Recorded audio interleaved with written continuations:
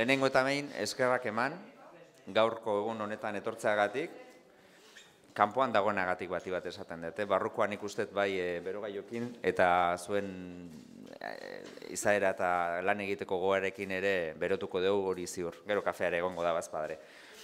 Nik bi hitzetan lehen da bizi ongi etorri bat ematea guztioi, baita Zumarragatik etorri dan gure lankide Rosari ere bai. Urtero ikusten ditudan hainbat aurpegi ere aurtengo hontan ikusten dut eta eskertzekoa dare pixkat dagoen konsentzia eta gogoa. Berriak ere ikusi ditut hor nun baiten.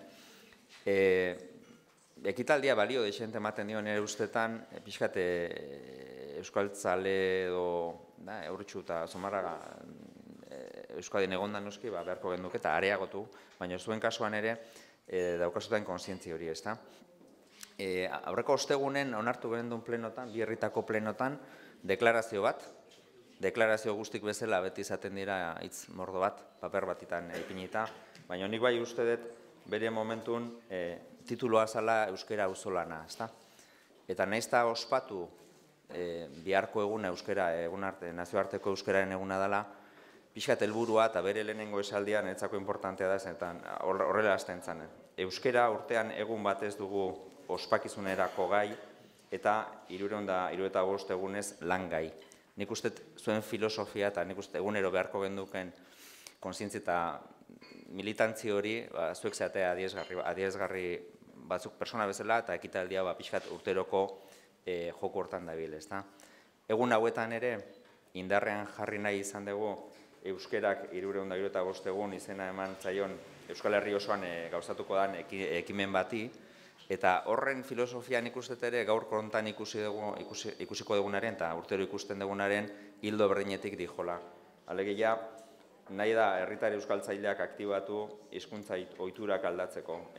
Hori da ekimenaren helburua eta zehartzen du nola egiten da bi protagonista nagusi izango ditu kanpaina horrek, ezta? Hau biziak, hau da hitz egin nahi dutenak eta belarriak prest dutenak. Joku hortan ere gaurko saioan ibiliko zeate, urtero bezala, eta bai espero dut gaurko egunetaz aparte eta dudarik ere ez daukat noski, gainontzeko datorren urtera begira egunero ere horrela ibiliko gehan abaizuek eta bai gu daukagun ardura txiki honetan ere.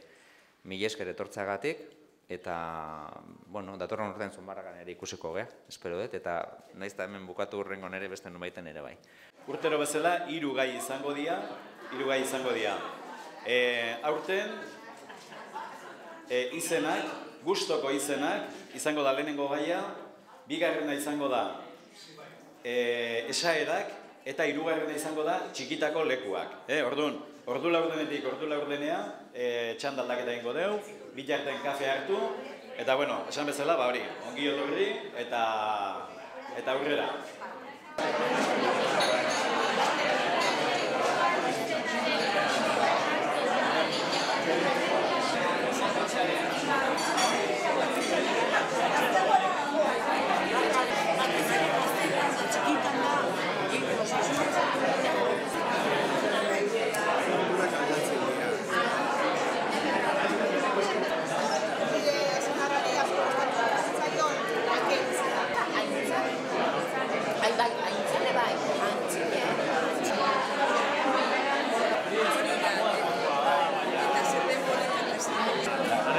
Identifikatu zaituzte izenaren bitartez.